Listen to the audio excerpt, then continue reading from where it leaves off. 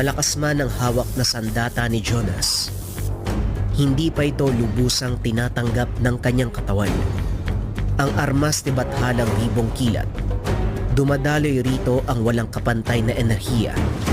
At kung simpleng tao lamang ang hahawak sa sandata, siguradong matutusta ang buong katawan.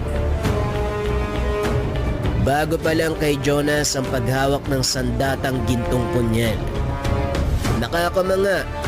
Kinakailangan ng lakas at kunat ng 10 kalabaw para lang makalapit sa sandata.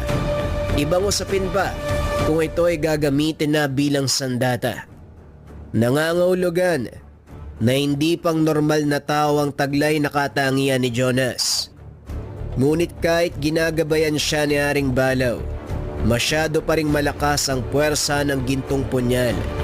Hindi mapapalabas ang buong potensyal nito sa mabilis na panahon. Tama ka, Kanduk. Kahit ako bilang hari ng kalangitan, mahihirapan at magkakaroon ng epekto sa aking katawan ng paggamit sa sandata. Lubusan rin ako namamanga sa ipinapakitang lakas